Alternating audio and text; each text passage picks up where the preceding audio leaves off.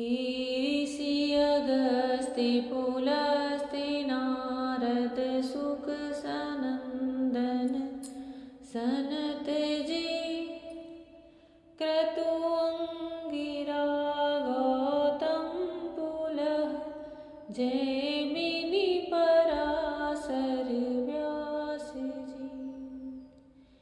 सप्तर्षि गण मिलकर सकल सानंद में आशीष दे। हे नाथ अपने भक्त जन की आप ही रक्षा करें। हे नाथ अपने भक्त जन की आप ही रक्षा करें। जय श्री कृष्णा। जय श्री कृष्णा। मेरी सोल फैमिली आध्यात्म आपके अपने चैनल पर मैं नंदा आप सबका बहुत बहुत स्वागत करती हूँ। श्रीमद् भागवत महापुराण का छठा स्कंद 7वां अध्याय चल रहा है। देवराज इंद्र के ऐश्वर्य मद से उन्होंने खुद ही स्वयं ही अपने देवगुरु बृहस्पति जी का अपमान कर दिया, जिससे कि वह थोड़ा सा रुष्ट होकर के वहाँ से अपने योग बल से अंतर्ध्यान हो गए। इंद्र को अपने ऊपर विपत्ति यानी कि आशंका हुई। वह बहुत पश्चाताप भी किए, परंतु अब वो कर ही क्या सकते थे। अपराध तो उसे हो ही गया था। जैसे ही असुरों को पता चलता है कि गुरु बृहस्पति और देवताओं में अनबन है, वह अपने गुरु शुक्राचार्य की सहायता से स्वर्ग पर आक्रमण कर देते हैं। सारे देवता इधर उधर भागते हैं, ब्रह्मा जी की शरण में जाते हैं। ब्रह्मा जी उन्हें देख करके उनकी दुर्दशा पर उन्हें करुणा आती है और उन्हें बोलते हैं कि कभी भी राज्य लक्ष्मी से ऐश्वर्य के मद में अंधे नहीं होना चाहिए। कभी भी गुरु ब्राह्मण गोविंद का भूल से भी अपराध नहीं करना चाहिए, क्योंकि जिनके ऊपर इनकी कृपा बनी रहती है उनका कभी भी अमंगल नहीं होता। ब्रह्मा जी इंद्र से कह रहे हैं, भृगुवंशियों ने इन्हें असुरों के लिए कह रहे हैं, भृगुवंशियों ने इन्हें अर्थशास्त्र की पूरी शिक्षा दे रखी है। ये जो कुछ करना चाहते हैं उसका भेद तुम लोगों को नहीं मिल पाता। उनकी सलाह बहुत गुप्त होती है। ऐसी स्थिति में वे स्वर्ग को तो समझते ही क्या है। वे चाहे जिस लोक को जीत सकते हैं। सच है, जो श्रेष्ठ मनुष्य ब्राह्मण गोविंद और गौओं को अपना सर्वस्व मानते हैं और जिन पर उनकी कृपा रहती है, उनका कभी अमंगल नहीं होता। इसलिए अब तुम लोग शीघ्र ही त्वष्टा के पुत्र विश्वरूप के पास जाओ और उन्हीं की सेवा करो। वे सच्चे ब्राह्मण, तपस्वी और संयमी हैं। यदि तुम लोग उनके असुरों के प्रति प्रेम को क्षमा कर सकोगे और उनका सम्मान करोगे तो वे तुम्हारा काम बना देंगे।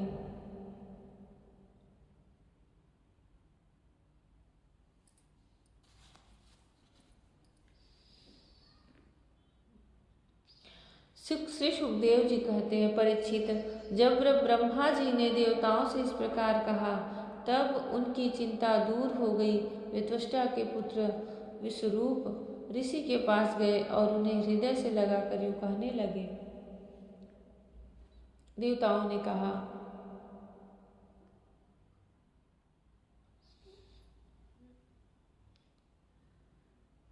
बेटा विश्वरूप, तुम्हारा कल्याण हो। हम तुम्हारे आश्रम पर अतिथि के रूप में आए हैं। हम एक प्रकार से तुम्हारे पितर हैं। इसलिए तुम हम लोगों की समयोचित अभिलाषा पूर्ण करो।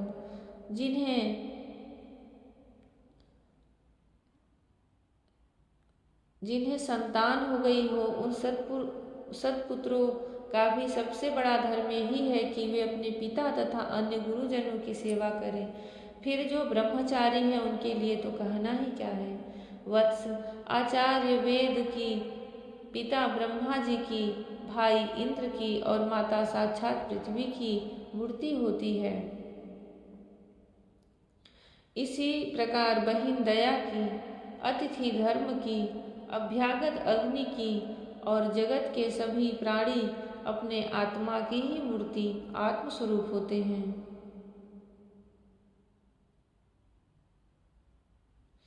पुत्र, हम तुम्हारे पितर हैं। इस समय शत्रुओं ने हमें जीत लिया है। हम बड़े दुखी हो रहे हैं। तुम अपने तपोबल से हमारा यह दुख, दारिद्र्य, पराजय टाल दो। पुत्र, तुम्हें हम लोगों की आज्ञा का पालन करना चाहिए। तुम ब्रह्मनिष्ठ ब्राह्मण हो, अतः जन्म से ही हमारे गुरु हो। हम तुम्हें आचार्य के रूप में वर्ण करके तुम्हारी शक्ति से अनायास ही शत्रुओं पर विजय प्राप्त कर लेंगे। पुत्र, आवश्यकता पड़ने पर अपने से छोटों का पैर छूना भी निंदनीय नहीं है। वेद ज्ञान को छोड़कर केवल अवस्था बड़प्पन का कारण भी नहीं है। श्री सुखदेव जी कहते हैं, परीक्षित, जब देवताओं ने इस प्रकार विश्वरूप से पुरोहिती करने की प्रार्थना की, तब परम तपस्वी विश्वरूप ने प्रसन्न होकर उनसे अत्यंत प्रिय और मधुर शब्दों में कहा। विश्वरूप ने कहा, पुरोहिती का काम ब्रह्म तेज को छेड़ करने वाला है, इसलिए धर्मशील महात्माओं ने उसकी निंदा की है। किंतु आप मेरे स्वामी हैं और लोकेश्वर होकर भी मुझसे उसके लिए प्रार्थना कर रहे हैं। ऐसी स्थिति में मेरे जैसा व्यक्ति भला आप लोगों को कोरा जवाब कैसे दे सकता है। मैं तो आप लोगों का सेवक हूँ। आपकी आज्ञाओं का पालन करना ही मेरा स्वार्थ है। देवगढ़, हम अकिंचन हैं। खेती कट जाने पर अथवा अनाज की हाट उठ जाने पर उसमें से गिरे हुए कुछ दाने चुन लाते हैं और उसी से अपने देव कार्य तथा कृत कार्य संपन्न कर लेते हैं। लोकपालों, इस प्रकार जब मेरी जीविका चल ही रही है, तब मैं पुरोहिती की निंदनीय वृत्ति क्यों करूं? उससे तो केवल वे ही लोग प्रसन्न होते हैं जिनकी बुद्धि बिगड़ गई है। जो काम आप लोग मुझसे कराना चाहते हैं वह निंदनीय है। फिर भी मैं आपके काम से मुंह नहीं मोड़ सकता, क्योंकि आप लोगों की मांग ही कितनी है। इसलिए आप लोगों का मनोरथ मैं तन मन धन से पूरा करूँगा। श्री सुखदेव जी कहते हैं, परीक्षित, विश्वरूप बड़े तपस्वी थे। देवताओं से ऐसी प्रतिज्ञा करके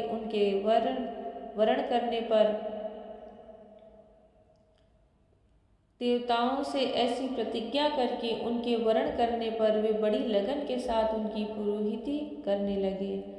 यद्यपि शुक्राचार्य ने अपने नीति बल से असुरों की संपत्ति सुरक्षित कर दी थी, फिर भी समर्थ विश्वरूप ने वैष्णवी विद्या के प्रभाव से उनसे वह संपत्ति छीनकर देवराज इंद्र को दिला दी। राजन, जिस विद्या से सुरक्षित होकर इंद्र ने असुरों की सेना पर विजय प्राप्त की थी, उसका उदार बुद्धि विश्वरूप ने ही उन्हें उपदेश किया था। जय श्री कृष्ण। जो अंदर करुणा से भरे होते हैं, साधु स्वभाव के होते हैं, फिर उनके सामने कोई कितना ही अपना स्वार्थ साधने के लिए आ जाए और उन्हें इस बात का पता भी रहे, तब भी वह करुणा परवश होकर उसे उसका कार्य करा देते हैं, उस पर दया कर देते हैं। साधु ऋषि मुनियों का यही स्वभाव होता है। इसीलिए तुम्हें सबसे श्रेष्ठ, सबसे उच्च स्थान दिया जाता है। भगवान भी उनकी आराधना करते हैं। भगवान भी ब्राह्मणों को नमस्कार करते हैं, ब्राह्मणों को पूजनीय मानते हैं। भगवान के मुख ब्राह्मण कहे गए हैं। इसलिए कभी भी न ब्राह्मणों का अपमान करना चाहिए, न ही उनकी निंदा करनी चाहिए और न ही उनसे आपके द्वारा उनके लिए कोई अपराध बनना चाहिए, क्योंकि आप यहाँ तो जीत सकते हो, परंतु जो आपने कर्म बना लिए हैं, जिसे अदृश्य रूप से वह ईश्वर देख रहा है, उससे आप कभी नहीं बच सकते। भगवान सबकी सद्बुद्धि बनाए रखे, सबकी मति गति बनाए रखे, सब पर अपना कृपा बरसाए रखे। जय श्री कृष्ण। राधे राधे। जय श्री कृष्ण। हरि ओम।